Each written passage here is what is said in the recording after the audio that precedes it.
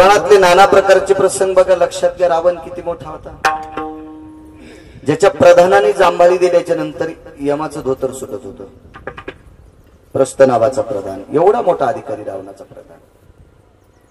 रावणाला इंद्रजित नावाचा जो मुलगा आहे ना, याचं नाव वेगळं आहे, पण याला इंद्रजित नाव का पडलं? यानं 17 वेळेला 33 कोटी देवांचा राजा, ज्याच्याकडे 222 कामाची सत्ता आहे. आपल्या भारतात फार काय झालं तर मंत्र्याला 1 किंवा 2 पद असते, खरं तर एकच पद असते.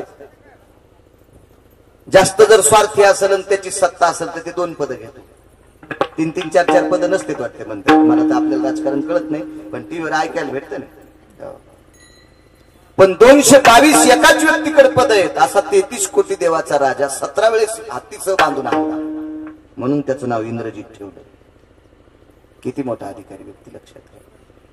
हा इंद्रजित कोण आहे माहिती? पंढरपुरातल्या मालकाचा जावाई. 7व्या अवतारातले भगवान प्रभू रामचंद्र हे भगवान विष्णूचा अवतार, पंढरपुरातल्या मालकाचा अवतार. यांचे बंधू लक्ष्मण हा शेषाचा अवतार. पृथ्वी ज्याच्या डोक्यावर आहे त्याला शेष म्हणतात. किती मोठा अधिकार. आणि अशा शेषाची कन्या सुलोचना ही त्रेता युगात 1 नंबरची सुंदर होती. सीता सुद्धा हिच्या इतकी सुंदर नव्हती, इतकी सुंदर ही सुलोचना. ही इंद्रजिताची पत्नी आहे. एके दिवशी हा इंद्रजित लक्ष्मणजीच्या हाताने मृत्यू पावला. मी नेहमी सांगत असतो, तुम्ही कधी कधी ऐकलं असेल, या युट्यूब हे टाकतात सगळं. मला जरी मोबाईल साधा असेल तर तुम्हाला भारीच येत नाही.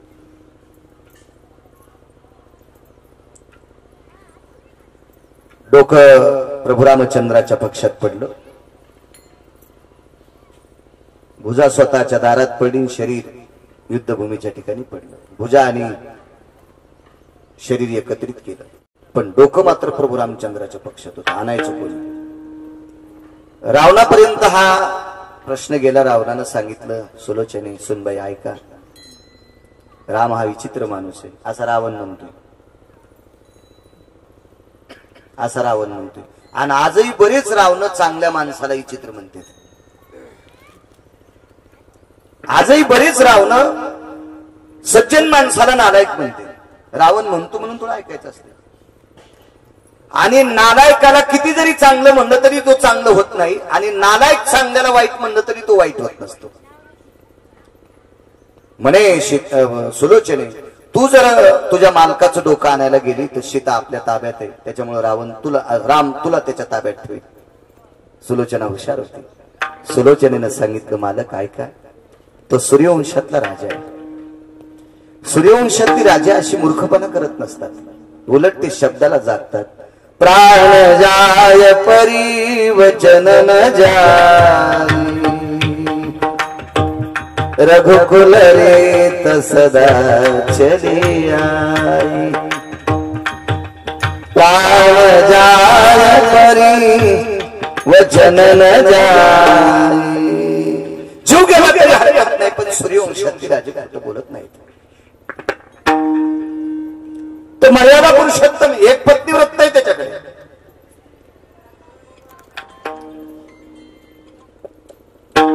मामाश्री तुम्ही समजता असे राम नाही. मी येते, मला माझ्या मालकाचं डोकं आणून मला सती जायचे. आणि प्रभू रामचंद्राच्या पक्षामध्ये सुलोचना पोचली. मृत्यू हा देव सुद्धा थांबू शकत नाही. देवानं जर ओळखीच्या लोकांचे मरण थांबिले असते तर निसर्गाच्या आचारसंहितेला कवडी मूल किंमत राहिली नसती. पण ते काय किंमत राहिली नसती.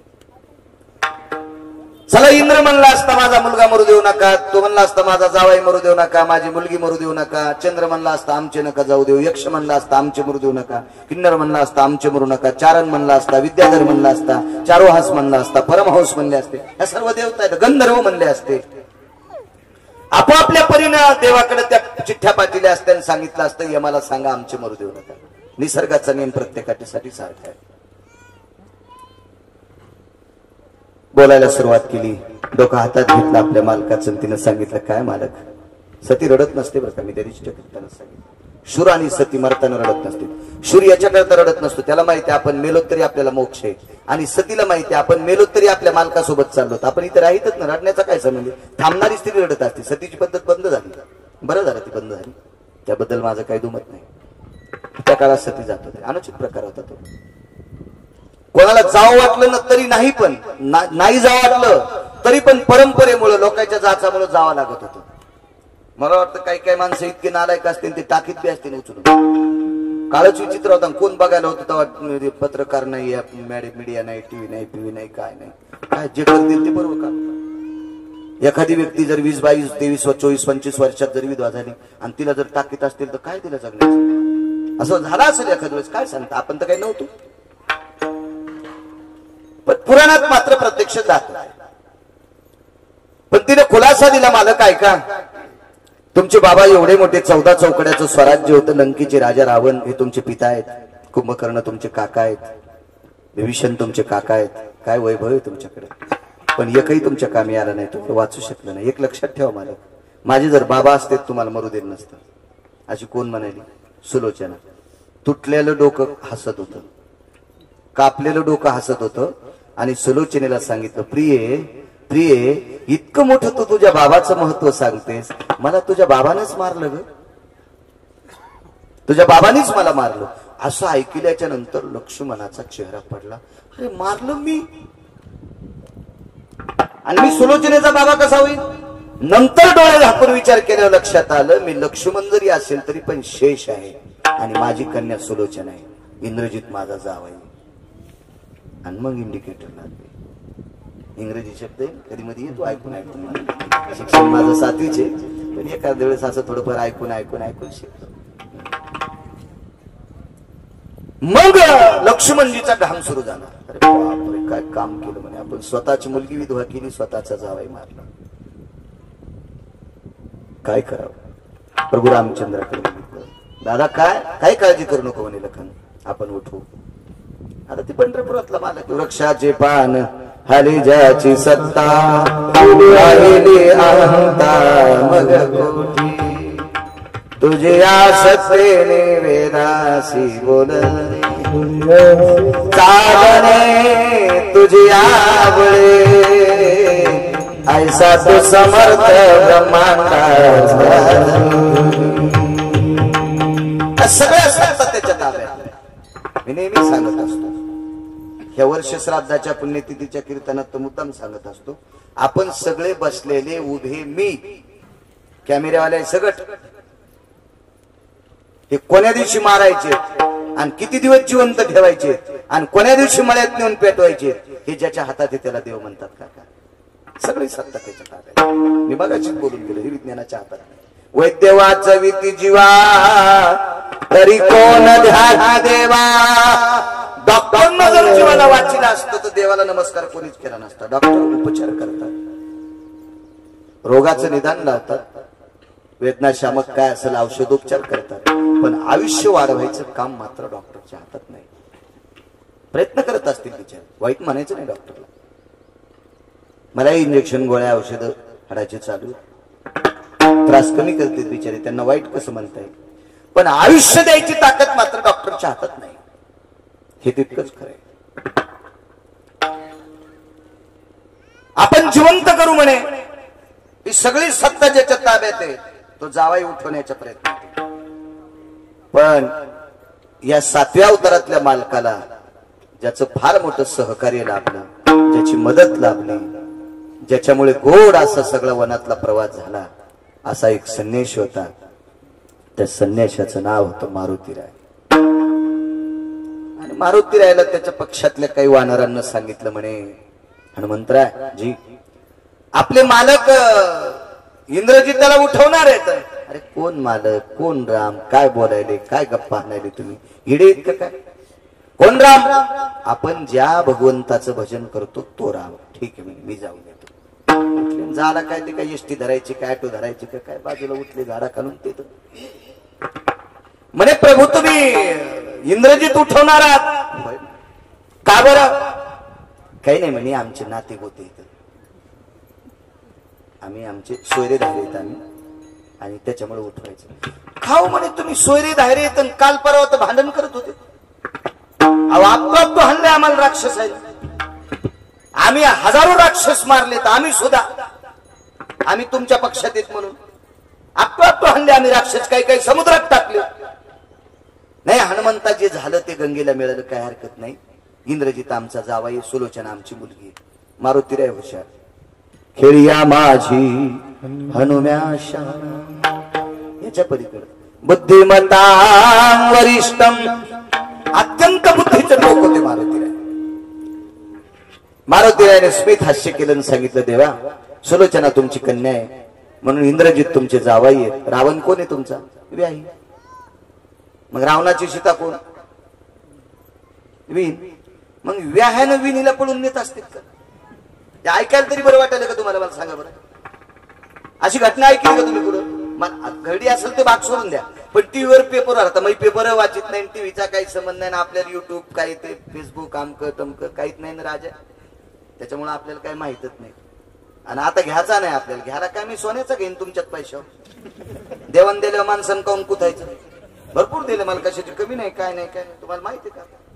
गावात ते पोरं आहेत आमच्या भरपूर माहिती. काय चिंता नाही कशाची अडचण नाही.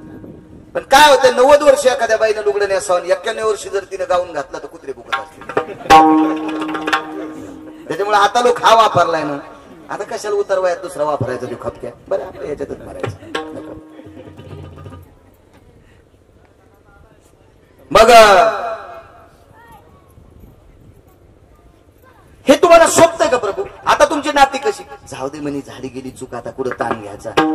पण मुलीचं कुंकू पुसलंय आपल्याला उठवायचं. मारुतीराय फार हुशार होते. मारुतीरायने विचार केला निसर्गाचं चक्र हे प्रत्येकासाठी सारखं असतं. काही ठिकाणी मीच वेगळं सांगितलं असेल बरं का. मृतपुत्र जीवाविला सांदीपनींचा याच्यासाठी प्रकार वेगळे असतात. कुठलाही संदर्भ कुठे लावायचा नसतो. त्यासाठी कारण काय असेल, ते कशा करता उठला असेल, का देवाने प्रयत्न केले असतील त्याचा वेगवेगळा इतिहास आहे. मारुतीरायनं काही त्यांचे पुरावे दाखल केले. तुम्हाला असं वाल्मिकांना लिहिले तसं वागावं लागतं तुम्हाला उठीता येत नाही. मला इतकंच बघायचं ब्रह्मांड ज्याच्या ताब्यात आहे त्याचा जावाई. हे ब्रह्मांड ज्याच्या डोक्यावर आहे अशा शेषाचा तो जावाई. स्वतःच्या मुलीच्या कपाळाचं कुंकलेलं पुसू ते पुसलेलं कुंकू पुन्हा डबल लावण्याची ताकद शेषात. इंद्रजिताला मरावंच लागलं काका, मरावंच लागलं. काय श्रीमंत माणूस असेल. 2-2, 10-5, 10-20 हजार रुपये ज्याच्या खिशात ते वाढदिवस साजरे करायले. चट पैसे उडाल्यावर घरी येते. 10-20 हजार त्याला उडा. त्याचा वाढदिवस तिकडच होतो रोडला. तोंडा अंडा तो कोंबडीचे अंडे काय फोडते, तोंडाला केक काय लावते. माग तर एक जण केक मध्ये मुंडकं दाबल्यावर मेलं. ही काय पद्धत आहे? त्याचं इतकं तोंड त्या केक मध्ये दाबलं की त्याचा श्वासोश्वासच बंद झाला. जागेच मेलं म्हणे. आणि वाढदिवस साजरे करणारे सुगंधी द्रव्य पिऊन करतात ना. पिऊन सुगंधी द्रव्य नाना रंगा द्रव्याना येन सुगंधी. आमच्याकडे अभिषेकच वापरत असते पूजनाम. येन सुगंधी द्रव्य पंचगव्यानाम नाना सर्वस्थितम सुगंधी पुष्टिवर्धनी सर्वस्थिता भयजाये सुगंधिनः सर्वादित माल्यादिनी वयदित पुष्पादिनी वैव्याप्तिनाम देवायाम सर्वस्थिता अर्चनोचर्च भवस्थितानां विलेपन संहास. पण इकडे वेगळं वेगळं आहे. नाना रंगानी द्रव्यानी नाना सुगंधानी भयो द्रव्यानाम मद मदनास्तिनाम. आता हे असं पिऊन वाढदिवस कर मग यायला जिथं हे का मेलंय पतात नाही ना. यायनं इतक्या वेळ दाबून धरलं त्याचा श्वासच बंद पडला. ते मेल्यावचे ना आता काय काय तोंडाला काय लावलं काय नाटक. हे जरा जोरा असल्यावर इतका जोर आहे. त्याच्या गावातले दगड सुद्धा परीस होते. पाषाण परीस भूमी जागून अख्खे दगड पाषाण परीस अख्खी भूमी सुवर्णाची. एवढा मोठा पण नाही उठता आला. ज्याच्या वडिलाचं एवढं मोठं वैभव, ज्याच्या सासऱ्यांकडचं इतकं मोठं वैभव, त्याचा संबंध विधात्याशी होता, नाते संबंध ब्रह्मदेवाशी होता, तरी पण इंद्रजिताला उठता आलं नाही. तुटला आयुष्याचा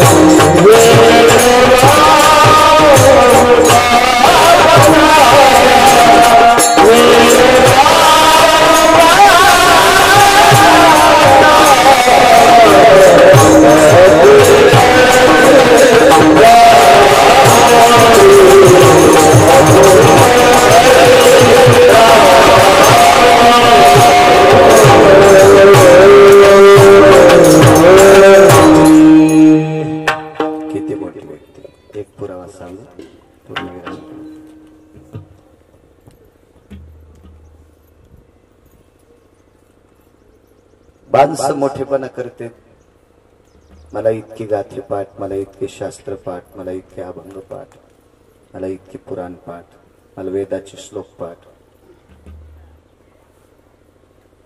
आपण मनानं सांगाल चिटकून घेतो. खर तर त्या योग्यतेच्या आहेत का आपण ते तपासलं पाहिजे. मी मगाशी बोलून गेलो, ज्या पदव्या असतात ना छोट्या असतात. मला मागे एक पदवी टाकत होते कोणते काका, हरिभक्तीपरायण भागवताचे. अरे ठीक आहे, भागवत सांगतो ठीक आहे. बाळू महाराज गिरगावकर शास्त्री. अरे म्हणलं कशाला चुकीची पदवी टाकता, मी शास्त्री नाही ना, कशाला टाकायची पदवी. मला कधी कळालं मी शास्त्री नाही म्हणून. मला हौस वाटू लागली, बरं झालं मला शास्त्री पदवी टाकायला. पण ज्या दिवशी पत्रिका रस्त्यात पडली, कुत्र्याला लघवी आली.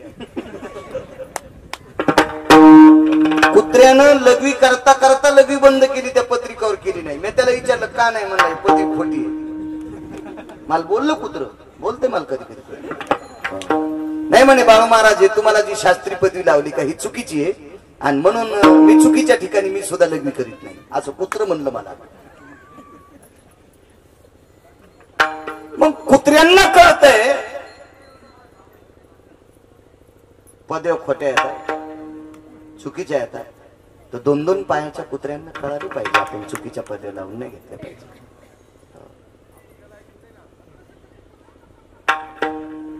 काय भक्तीचं टोक असेल एक व्यक्ती बघा.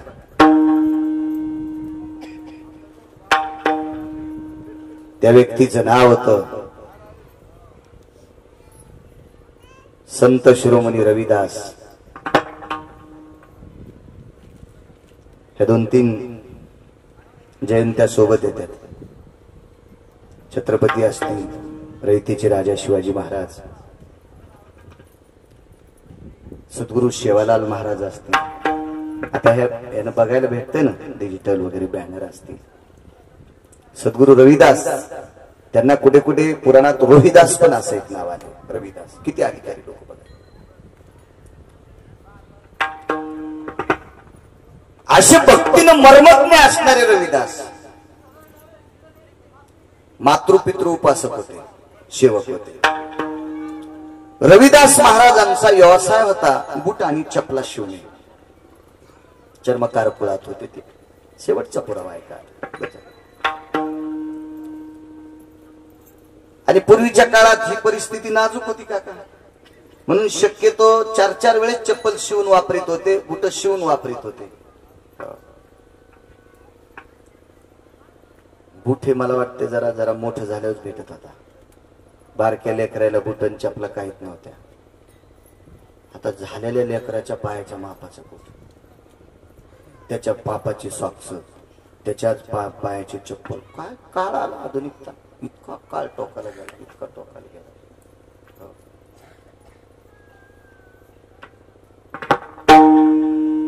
काळ जसा होता, आता लोकांचं वैभव आलं, आपल्या कोण पोटात डबा उठाव, हो द्या, काय करायचं आपल्याला, काही विषय नाही. पण आजही काही जुनी माणसं असतील, झोपताना दिवा इझून झोपत होते. रॉकेलच्या चिमण्या होत्या त्या टिपटिपे. आपल्याला जास्त दिवस रॉकेल पुरावं याच्याकरता सगळी जेवण खावणं झाली की एखादी कोणी म्हणजे हे दिवा मालीला करे, मालीला का म्हणजे विजीला का, ते दिवा इझून झोपत होते. काळ होता, परिस्थिती होती.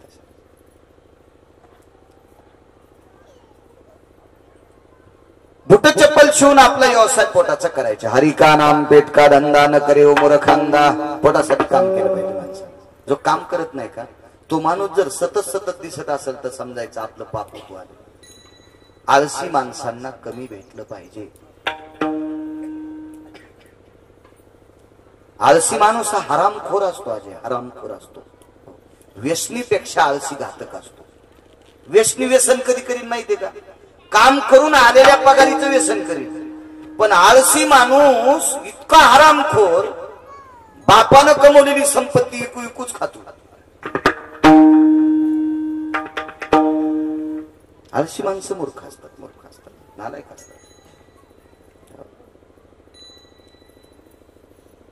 काम माणसानं सतत करत जावं. एवढे मोठे रविदास स्वतःच्या पोटासाठी बूट चप्पल शिवायचा धंदा होता. जे काही मिळेल त्याच्यावर संसार दाखवायचा.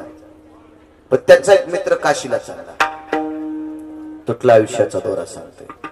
काशीला जायला निघाली तर म्हणले मित्र चला आपण. काय बोलत असतील, रविदास म्हणत असतील, रवी म्हणत असतील, रोहिदास म्हणत असतील, आवाजाव बोलत असतील किंवा समवयस्क मोठी यार असतील. मित्र आपण जाऊ. तर सद्गुरू रविदास महाराजांनी सांगितलं दादा मी आलो असतो रे, पण मला जरशी अडचण आहे, धंदा आहे, सगळ्या गोष्टी येतात. काय म्हणे धंद्यासाठी तू सगळ्या गोष्टी करतो, देव विसरायला.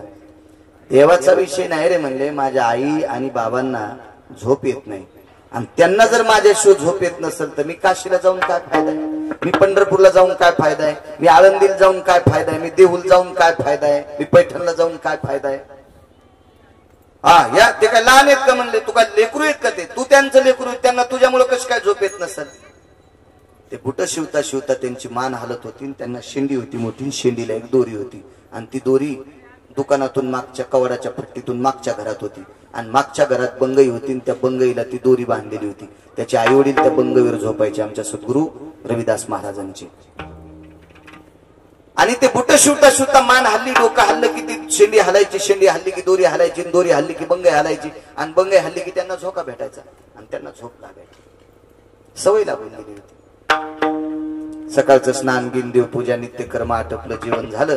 म्हातारी माणसं होती, ती वयस्कर होती, ती त्या बंगईवर झोपायची.